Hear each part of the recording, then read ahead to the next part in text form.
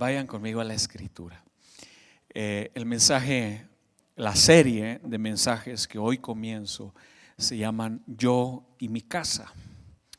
Ahora, en la gramática de español se dice primero la tercera persona y luego primera persona, es decir, nunca se dice yo y mi casa, siempre se dice mi casa y yo. Es nada más un asunto de gramática, del buen uso de la gramática en español. Pero a mí me llama mucho la atención que en la versión Reina Valera, en la traducción de la Biblia, primero dice yo y mi casa, lo cual hay un mensaje poderoso allí en sí mismo, aunque en español gramáticamente sea incorrecto decir yo y mi casa. Hay un mensaje muy poderoso ahí, porque está anteponiendo la voluntad, está anteponiendo el deseo, está anteponiendo su liderazgo Josué cuando dice yo y mi casa, es decir, yo voy a ir adelante, yo voy a comenzar el proyecto de oración en la casa, yo voy a tomar la iniciativa en la vida espiritual de mi familia. Amén. Ahora vayan conmigo, vamos a Josué. Josué está a punto de morir, tiene 110 años, ya es un anciano, ha viajado junto con Moisés, con el pueblo de Israel por todos estos 40 años. Ya Moisés había muerto y a Josué Dios le encomendó meter al pueblo de Israel a la tierra prometida. Cuando el pueblo de Israel ha conquistado ya toda el área de Canaán y han conquistado toda la tierra que Dios les había dicho que les iba a dar a sus antepasados Abraham, Isaac y Jacob, entonces Josué los ha llevado, han conquistado la tierra y Josué va a dar un discurso de despedida. Y hay una conexión generacional también en esto, porque Josué está conectando la historia del pueblo de Israel con lo que él espera de las siguientes generaciones y está enlazando a las siguientes generaciones. El problema más grave que podemos tener como iglesia y como sociedad es que las generaciones crezcan desconectadas, que las generaciones no compartan los mismos pensamientos, que no compartan los mismos valores, que no compartan la misma vida espiritual. ¿Por qué? Porque entonces una generación joven que viene naciendo, que no abraza los valores de sus padres, entonces esa generación tendrá que inventar sus propios valores y tendrá que redefinir sus propios valores, y entonces no sabrá si esos valores están probados o no. La ventaja de revisar los valores de las generaciones pasadas es que son valores probados, está comprobado. La honestidad está comprobada. ¿Alguien dice amén? ¿Alguien dice amén a eso? El hablar verdad está comprobado, es un valor genuino. El valor a la vida en contra del aborto es un valor comprobado. El adorar a Dios es un valor comprobado, no hay nada más que demostrarle. Entonces hay que conectar generaciones y Josué va a dar un discurso, es el último discurso del viejito Josué, 120 años, y les está hablando a la generación presente, pero está sentando bases para la generación que viene. Y vayan conmigo ahí a Josué 24:15, dice: pero si no les parece bien servirle, escojan hoy a quién quieren servir. Si a los dioses que sus padres adoraron cuando estaban al otro lado del río, o a los dioses que sirven los amorreos en esta tierra donde ahora ustedes viven.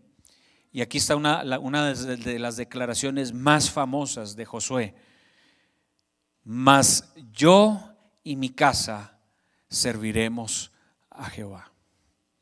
Ahora, hay muchísimo uso de esta cita bíblica, pero tenemos que ver alrededor de la cita bíblica.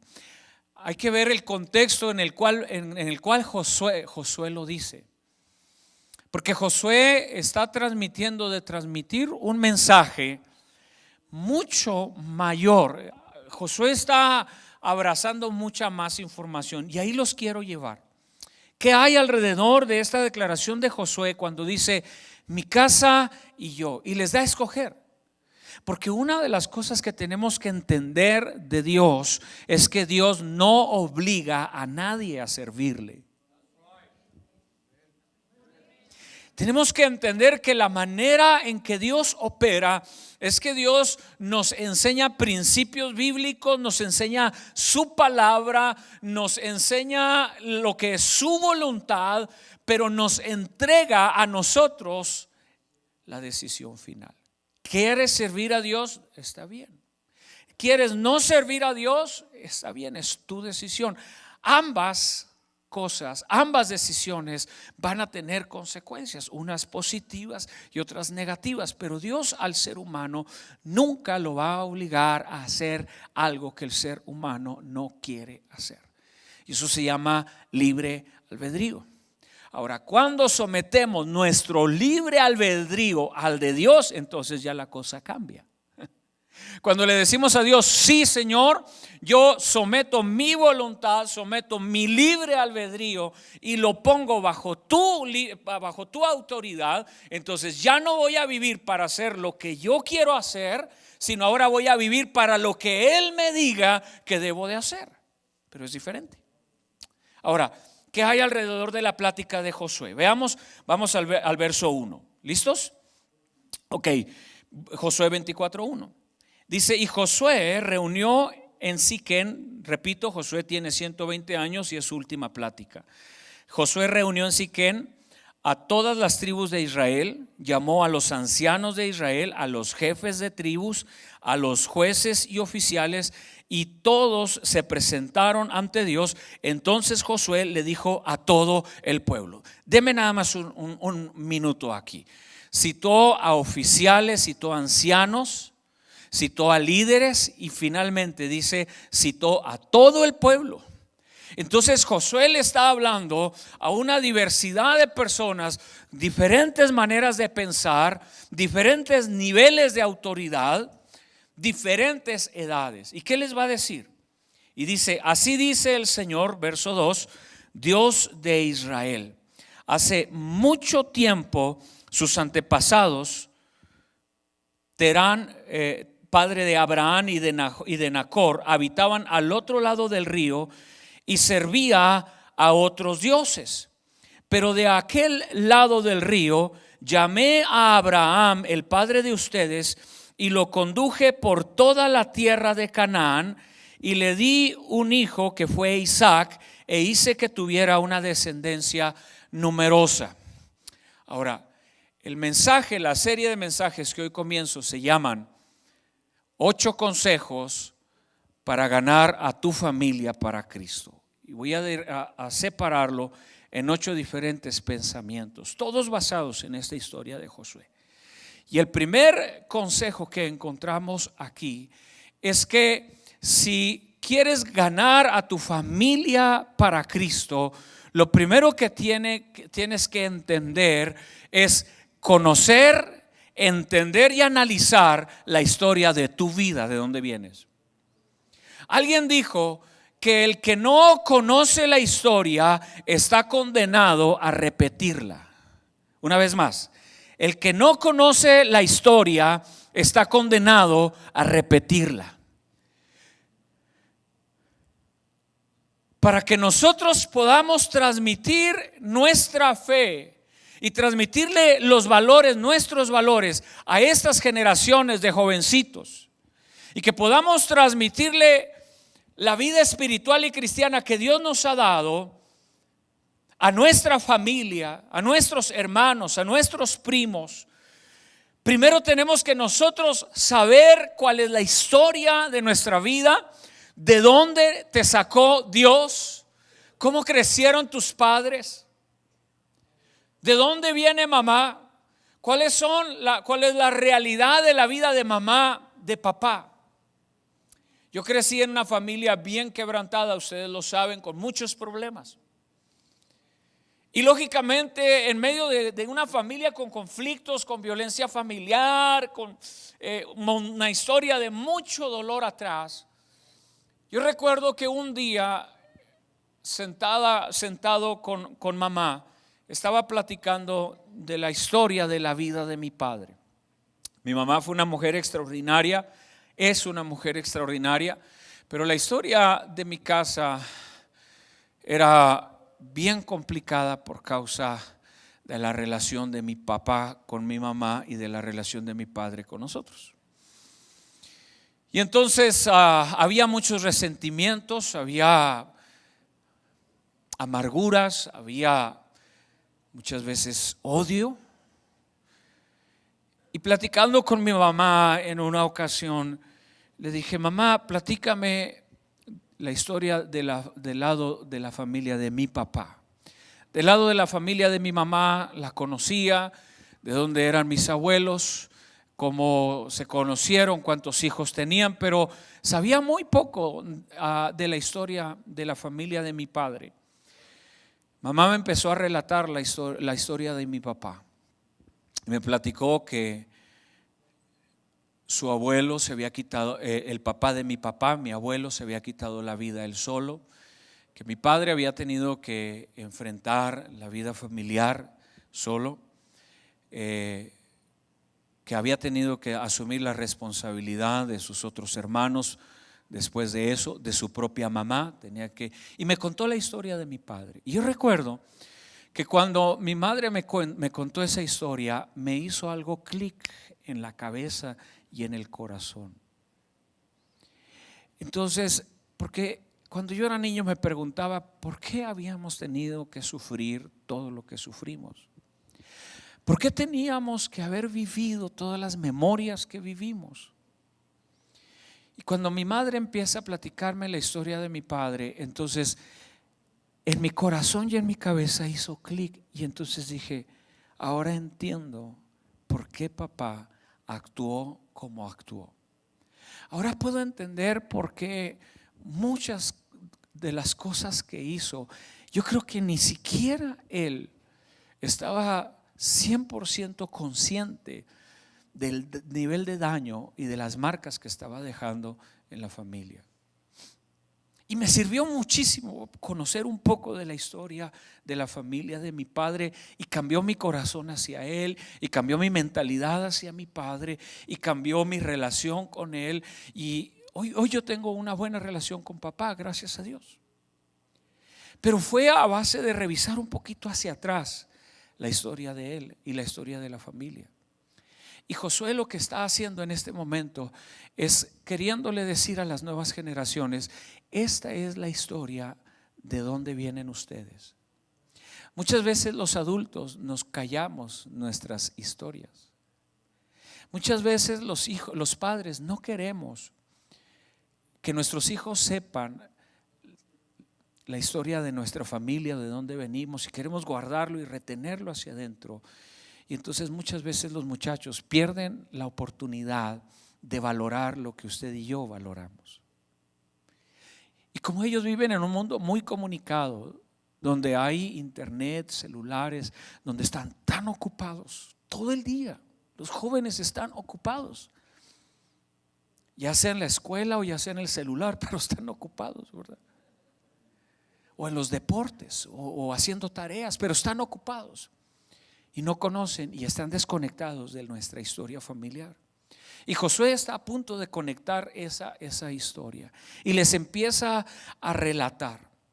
Si nosotros queremos realmente causar un impacto en las generaciones nuevas y queremos generar un impacto en nuestra familia, el consejo número 1 es: conoce. Analiza la historia de tu propia vida para que puedas mirar un poquito en retrospectiva, puedas mirar un poquito hacia atrás, para que sepas de dónde te sacó Dios, la obra que ha hecho en tu vida, la transformación que ha hecho en tu casa, el tiempo nuevo que te ha dado en tu relación cristiana, en tu relación espiritual, y puedas analizar y valorar las bendiciones que hoy Dios te ha dado. Alguien dice amén. Porque luego, queriendo o no queriendo, olvidamos de dónde venimos y de dónde nos sacó Dios. A veces no valoramos las cosas que Dios sí nos permitió tener y vivir. Y entonces perdemos identidad. Y en la pérdida de identidad hay menor nivel de impacto en la siguiente generación. Porque si no sabemos quiénes somos y si no valoramos quiénes somos, o peor aún, si nos avergonzamos de quiénes somos. Hay gente que se avergüenza de la historia de su familia. Gente que se avergonzó de sus padres, de los orígenes humildes, de dónde viene. Yo no me canso de decir que yo nací en el jardín del Edén, Matachic, Chihuahua.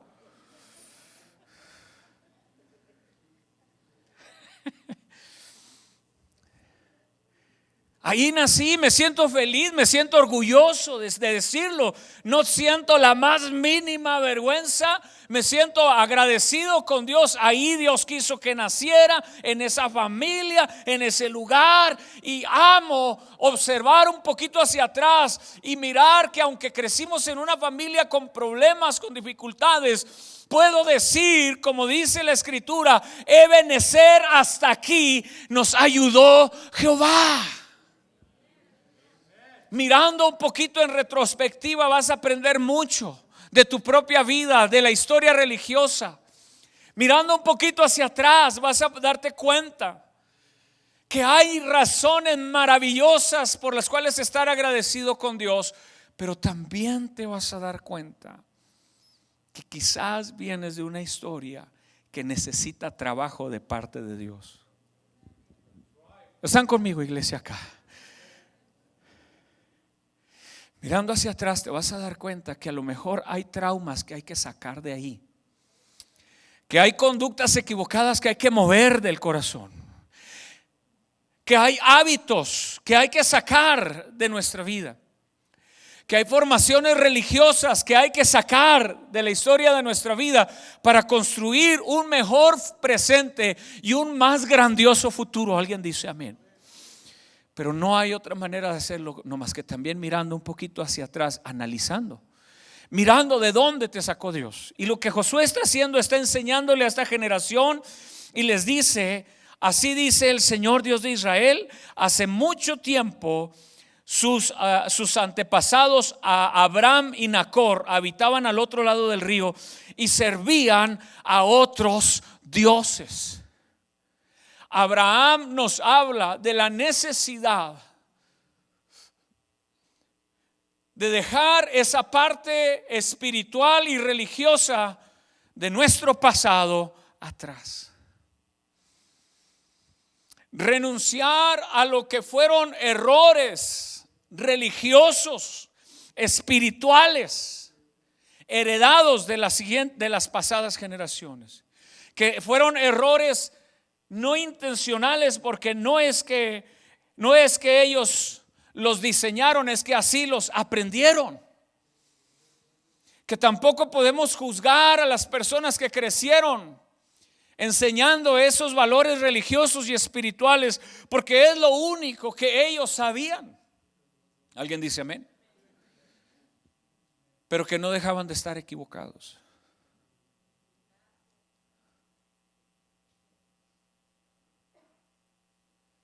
Que nos duele reconocer que hubo errores religiosos. Sí, duele reconocer que hubo errores religiosos. Veamos un poco a Abraham así rápidamente, porque Josué les está contando de Abraham y les dice Génesis 12:1: pero el Señor le había dicho a Abraham: vete de tu tierra y de tu parentela y de la casa de tu padre a la tierra que te mostraré, y yo haré de ti una nación grande, te bendeciré, te engrandeceré tu nombre y serás de bendición. Y Josué está contándole a esta generación y está contando la historia a su familia de Abraham. Y le dice: Abraham, al que ustedes admiran tanto, servía a otros dioses antes de conocer a Dios. En otras palabras, Abraham, en ignorancia o por conocimiento, por cualquier cosa, estaba adorando a Dios de una manera equivocada.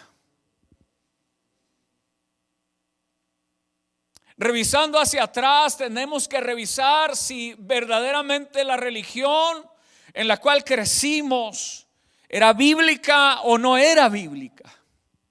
Si agradaba a Dios o ofendía a Dios. Pero cuesta mucho.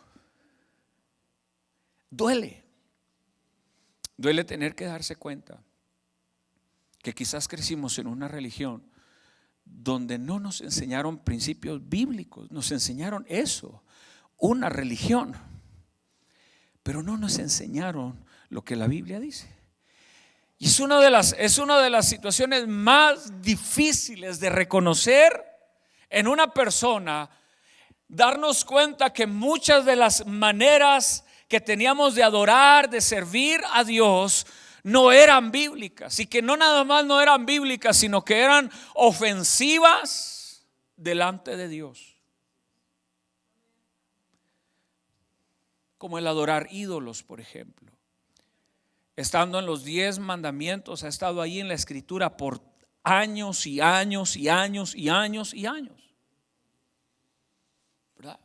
Y es antibíblico y es pecado, y es uno de los pecados más graves que Dios condena en la Escritura. Es uno de los más graves que hay. Y tenemos que mirar un poquito en retrospectiva para entender lo que Dios ha hecho en nosotros, para saber de dónde nos ha traído, para entender la verdad con la cual queremos impactar a las siguientes generaciones, impactar nuestra familia, y no queremos ofender de ninguna manera a las personas que lo han practicado o que todavía lo practican. No es esa la intención de mi mensaje. Por favor, no me malinterprete. Pero es mirar un poquito en retrospectiva, entender qué dice la Escritura, porque lo que Josué le está diciendo a esta generación: su padre Abraham adoraba a dioses extraños. ¿Están conmigo todavía acá? Así que Abraham es dejar atrás prácticas antibíblicas. Ahora, note lo que Dios le dice. Es fuerte lo que Dios le dice a Abraham en Génesis 12:1. Le dice: sal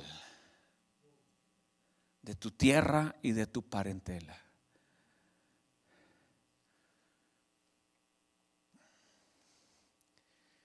¿Sí?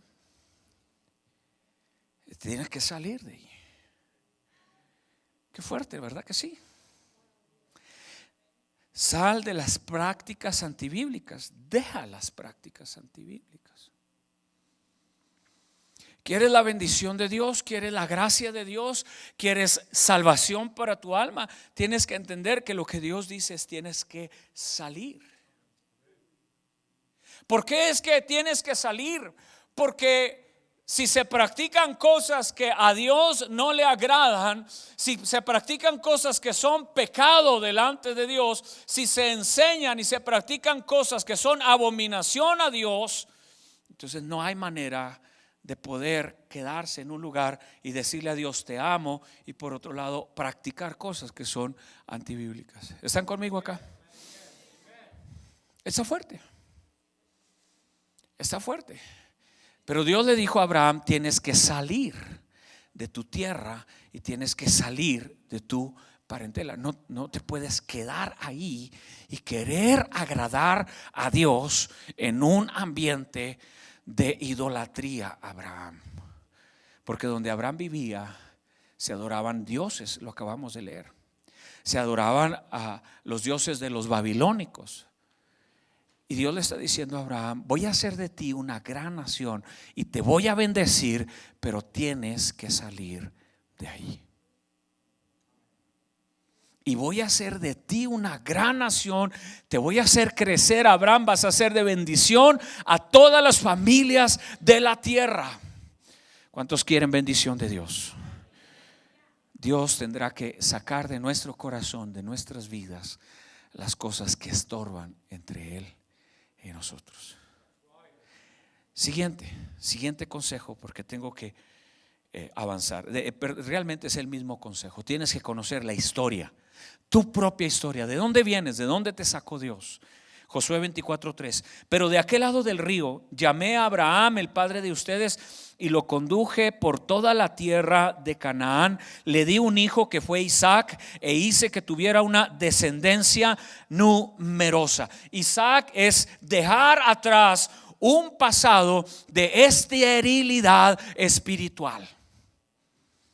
Cuando Dios le dice a Abraham: voy a hacer de ti una gran nación, Abraham tiene 75 años, su esposa es estéril, y dice la Biblia que se le había pasado ya la costumbre de las mujeres. En otras palabras, había pasado su edad de fertilidad. Pero ¿cuántos saben que para Dios no hay nada imposible? Tenemos un testimonio grandioso en la familia de Rosa. Perdóneme que puedo decir el testimonio de su hija. Estaba predicando yo en la ciudad de Chihuahua, en un servicio regular. Rosa se acercó conmigo y me dijo: pastor, ¿puede orar por mi hija? Hice una oración tan simple, de las oraciones más simples y sencillas que uno puede hacer. Su hija no podía tener hijos. Terminé de predicar, me vine. La próxima vez que ella vino de paseo acá, me dijo: pastor, ¿qué cree? Mi hija está embarazada. De algo imposible, Dios puede hacer cosas posibles. Y Dios le dijo a Abraham: voy a hacer de ti una nación. Pero está viejito, 75 años. Sara ya perdió sus ciclos menstruales, ya no hay manera. Es imposible ante los ojos de Dios y ante los ojos de los hombres.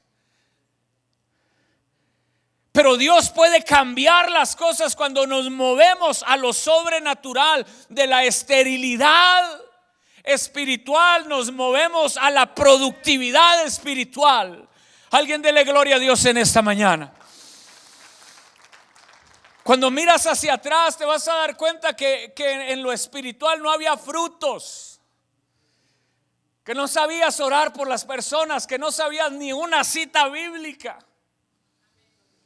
que venías a la iglesia y te sentías raro, extraño levantando las manos, ¿no? Porque no estabas impuesto a levantar las manos, y hasta que te diste cuenta que la Biblia dice: batid las manos, pueblos todos, y alabad a Jehová con voz de júbilo.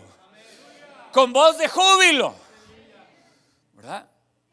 Pero a lo mejor te enseñaron a estar muy seriecito, y hasta una mosca oías pasar, ¿no?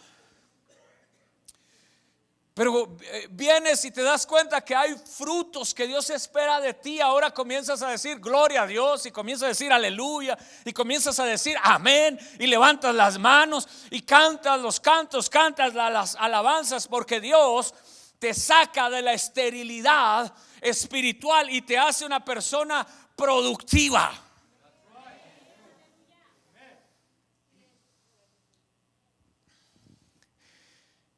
Y ahora algunos hasta salen en Passion Play, ¿verdad? Lindo, maravilloso. Por cierto que ayer tuvimos una práctica. Los invitamos, los que no pudieron venir, vénganse el sábado a las 6 de la tarde. 6 de la tarde, porque la semana pasada dije 5, 6 de la tarde. ¿Sí?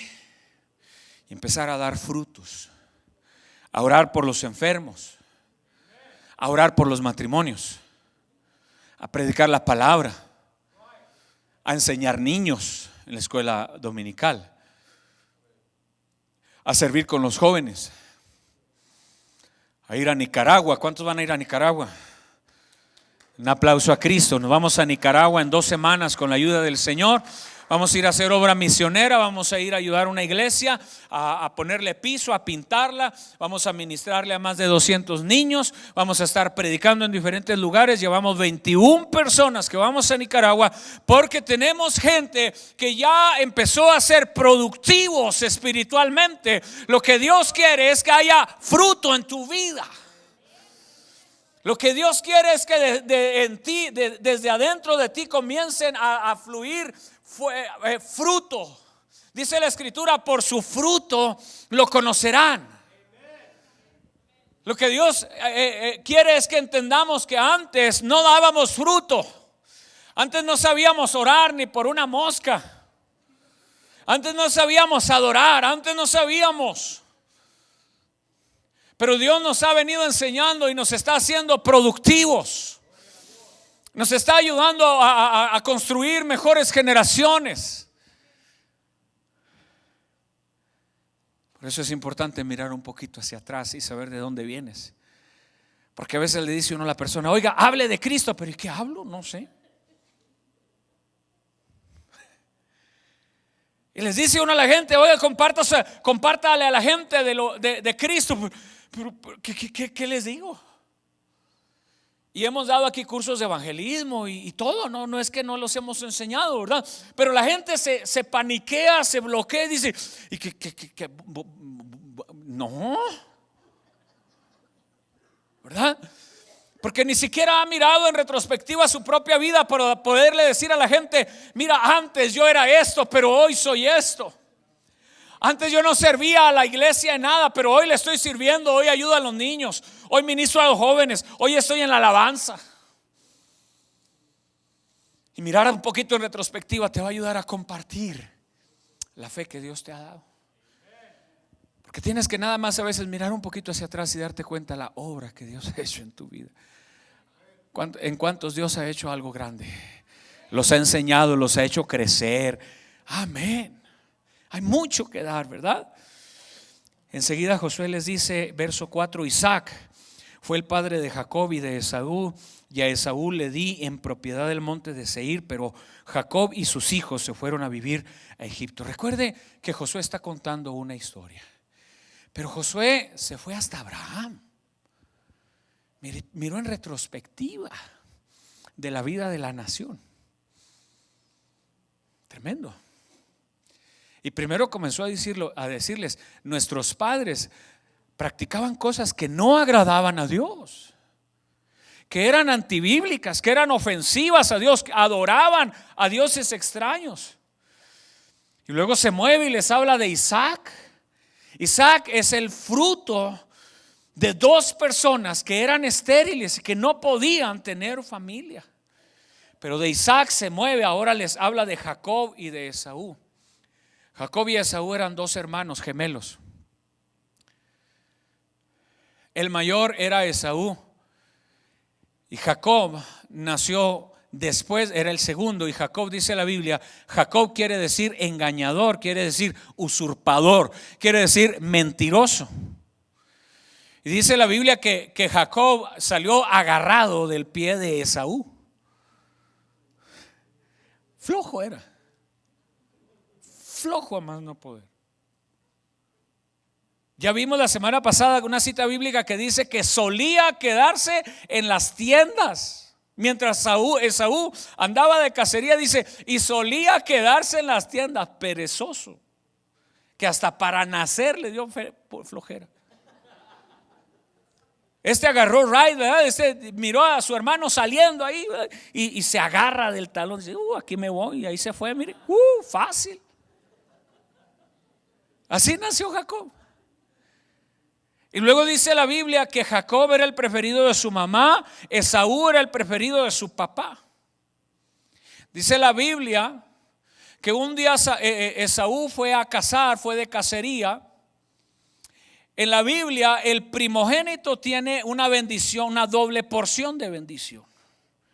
Quiero que levanten la mano aquellos que han entregado su vida a Cristo, que han sido salvos y son los primeros en su casa que entregaron su vida a Cristo. Levanten la mano. Ok, ustedes son primogénitos y en ustedes hay doble porción de bendición. y dice la Biblia que Esaú se había ido de cacería. Jacob, como siempre, se había quedado en la casa, ¿verdad? Bajo las faldas de mamá. Era el consentido de mamá. Y dice que cuando Esaú llega del campo, dice que traía mucha hambre y le pidió a su hermano Jacob comida. Y aquel había hecho unas lentejas. A mí no me gustan muy bien las lentejas, más o menos, pero no muy bien. En Semana Santa están buenas. Pero dice que Jacob había preparado un plato de lentejas y Esaú le dice: oye, ¿me das? Y Jacob, ya ve cómo son los hermanos, ¿verdad? Dice la Biblia que le dijo Jacob: te doy a cambio de tu primogenitura, de tu bendición, te doy de mis lentejas. Dice la Biblia que Esaú, menospreciando su primogenitura, le entregó a su hermano Jacob el derecho de primogenitura, la bendición de la primogenitura, por un plato de lentejas. Cuando su padre Isaac está a punto de morir, Isaac ha perdido la vista, ya está ciego. Isaac va a bendecir a su hijo Esaú antes de morir y lo manda a llamar. La mamá escucha y dice: yo tengo a mi hijo preferido. Dicen las mamás que ellas no tienen hijos preferidos. Bueno, esa es otra historia. Ahí después hablamos de eso, ¿verdad? Pero Jacob, dice la Biblia que la mamá de Jacob estaba escuchando y le dijo: hijo, vamos a engañar a tu papá. Te vamos a hacer pasar por tu hermano Esaú. Dice la Biblia que Esaú era peludo, así como yo.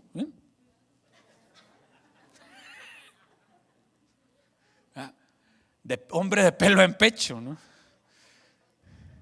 Y dice que Jacob era lampiño, ¿verdad? Ahora sí, así como yo, ¿verdad? Pero dice que la mamá de Jacob le dijo, y Jacob le dijo: mamá, pero mira, tú sabes que mi hermano Esaú es muy peludo y que yo no tengo nada. ¿Qué tal si mi papá me quiere tocar? ¿Cómo le vamos a hacer? Y dice que la mamá se las arregló y rápido de un animal lo hizo peludo, así bien. No sé cómo le hizo, ¿verdad?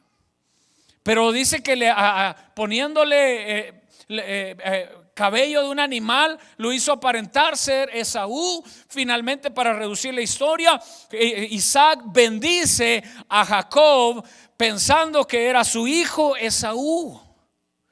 Y la bendición paternal de ese momento era de suma importancia. La bendición patriarcal le iba a dar al hijo primogénito doble porción en todas las áreas, en lo financiero y en la declaración de bendición sobre su vida. Y en eso dice la escritura que después de que lo ha bendecido, dice que llega Esaú del campo y le dice: papá, te he traído algo de comer, lo que me pediste. Le dice: ¿quién eres? Soy tu hijo Esaú, vengo a que me bendigas. Dice la Biblia que Isaac dijo: he bendecido ya a tu hermano Jacob en lugar tuyo.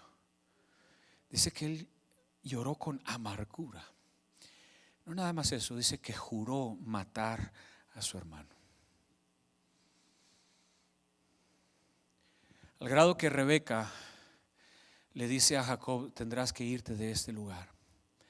Y lo manda. Dice: vete con mi familia. Pasan años hasta que Jacob y Esaú pueden volverse a encontrar. Y esta es la historia que Josué les está contando.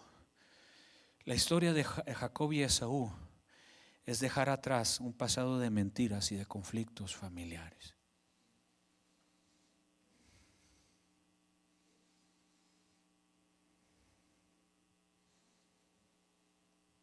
Cuando queremos impactar la vida de nuestra familia, quieres ganar a tu familia para Cristo, vas a tener que mirar en retrospectiva. Y si hay conflictos en tu familia, el primero que tendrá que aprender a perdonar eres tú.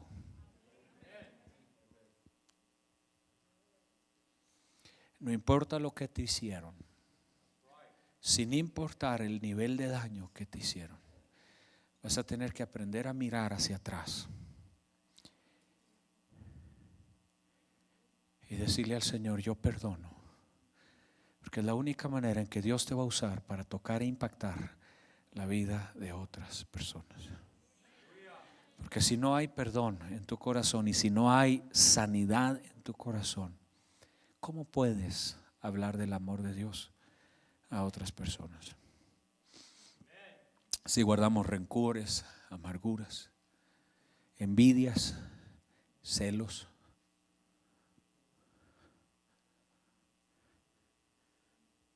yo fui delante de Dios en oración, no una ni dos, varias ocasiones, a decirle: Señor, yo te entrego todos mis recuerdos de dolor de mi infancia. Te entrego, Señor, todas las memorias que tengo, Señor, encerrado en ese cuarto, a oscuras, en medio de ratas, con un pavor. Era un niño. Te entrego esa parte de mi vida, Señor. No voy a vivir con eso, porque lo único que hace es destruir mi propia vida. Yo no puedo subirme a predicar a un púlpito. Yo no puedo subirme a predicar tu palabra si no te he entregado esa parte de mi vida. Y yo entregué todos los recuerdos de dolor al Señor. Cualquier daño que te hicieron en tu familia o fuera de ella, tienes que llevarla a Cristo. Si te abusaron, si te falló tu esposo o te falló tu esposa, o te fallaron tus padres, o te fallaron tus hermanos, vas a tener que llevarlo allá, delante de Dios, a la cruz. Y ahí, de ahí va a fluir sanidad, y de ahí va a fluir restauración, y de ahí va a fluir vida, y vida en abundancia, dice la Escritura.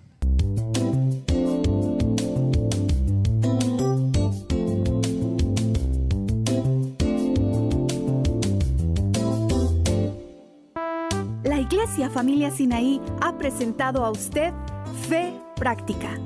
Si usted no tiene una iglesia donde congregarse, lo invitamos a visitarnos. Los domingos, nuestro servicio es a las 10:30 a.m. en Farmington, Nuevo México, y a las 5:30 p.m. en Durango, Colorado.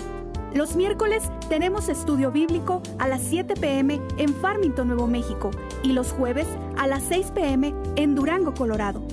Los viernes tenemos reunión bilingüe para jóvenes en Farmington, Nuevo México, a las 7 p.m. En Farmington estamos ubicados en 800 McCormick School Road, Farmington, Nuevo México. En Durango estamos ubicados en 835 Main Avenue, local 206, Durango, Colorado. Para oración y consejería, marque el 505-325-9389 o escríbanos a practicalfaithradio@gmail.com. También puede visitar nuestra página de Facebook, Practical Faith, /Fe Práctica, y nuestra página de iglesia, Familia Sinaí. Gracias y bendiciones para usted.